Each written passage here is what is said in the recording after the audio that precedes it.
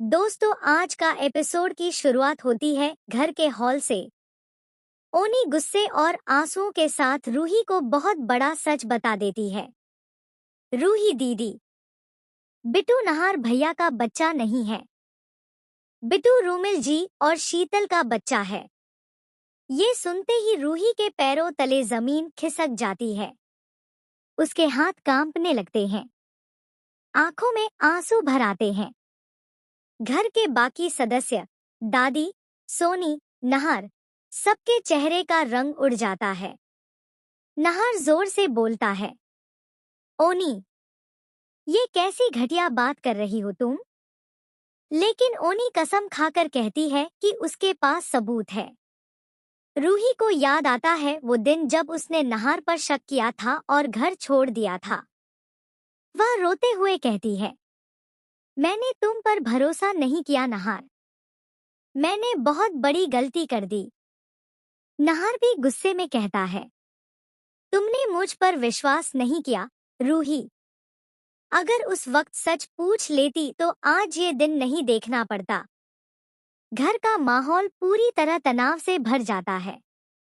तभी दरवाजा खुलता है और अंदर आती है शीतल। शीतल के चेहरे पर घबराहट साफ दिखाई देती है। रूही सीधे सवाल करती है, सच क्या है शीतल? बिट्टू का असली पिता कौन है?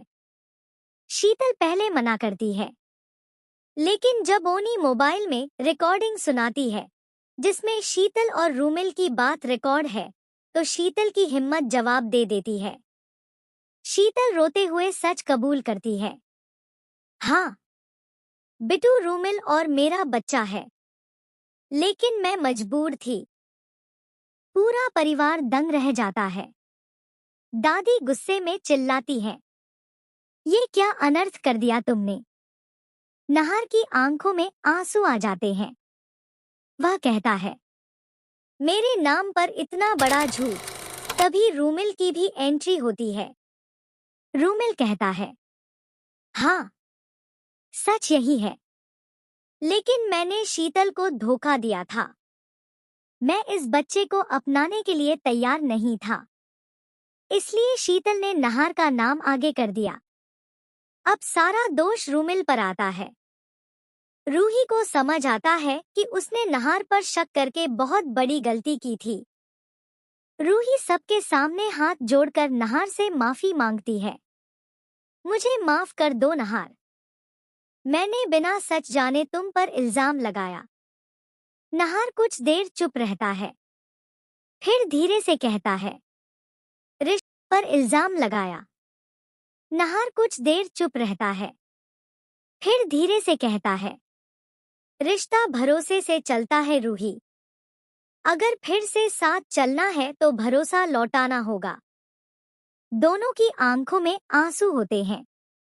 जब सबको लगता है कि मामला खत्म हो गया, तभी दादी के चेहरे पर अजीब सी मुस्कान आती है। दादी धीरे से कहती हैं, अभी खेल खत्म नहीं हुआ है। कैमरा दादी के चेहरे पर जूम होता है। लगता है दादी को पहले से इस राज की जानकारी थी। क्या दादी इस राज की असली मास्टरमाइंड है? क्या उन्होंने जानबूझकर रूही और नहार के रिश्ते में दरार डलवाई? रूही और नहार फिर से साथ आने का फैसला करते हैं, लेकिन रूमिल गुस्से में घर छोड़कर चला जाता है और जाते जाते धमकी देता है, अब जो होगा बहुत बुरा होगा। Camera freeze. बैकग्राउंड में सस्पेंस म्यूजिक और एपिसोड खत्म।